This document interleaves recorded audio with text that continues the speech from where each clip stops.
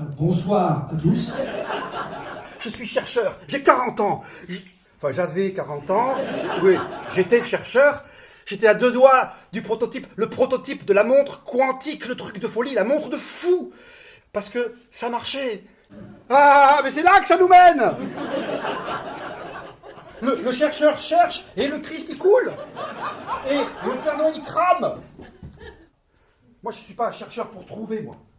Je suis pas un trouveur. Trouveur, c'est comme pour le nomade.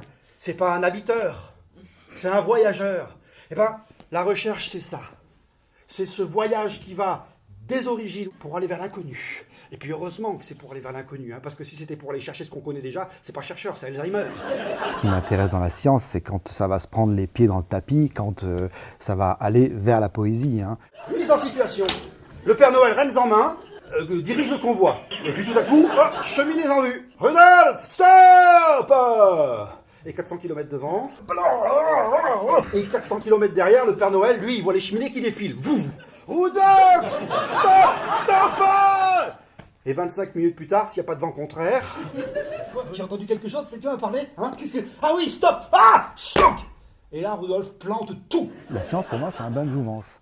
C'est quand même un endroit où le mot rêve, il revient quand même beaucoup, quoi. Le rêve, cette chose, cette espèce d'exutoire du cerveau là, qui se déchaîne la nuit, c'est une source inépuisable, riche d'inspiration et puis d'éclaircissement du réel pour nous tous, quoi.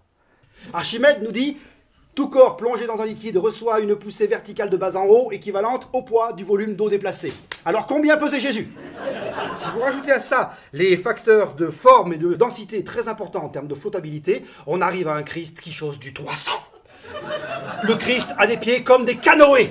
Même chez les meilleurs fournisseurs de chaussures de clown, on n'a jamais vu ça. Jamais. Le principe, c'est vraiment de jouer à faire se rencontrer cette poésie et cette science que Luc propose dans son texte, dans son écriture. Schrödinger et ses équations, Einstein, et puis bien sûr Newton et Rudolph, le fameux reine de tête à la truffe rouge et clignotante. Le rire nous éloigne de la peur, le rire fait appel au meilleur de chacun, il ouvre l'esprit. Une fois qu'on n'a plus peur, on peut parler de tout, on peut tout entendre. Si à ce stade-là, il y en a qui préfèrent...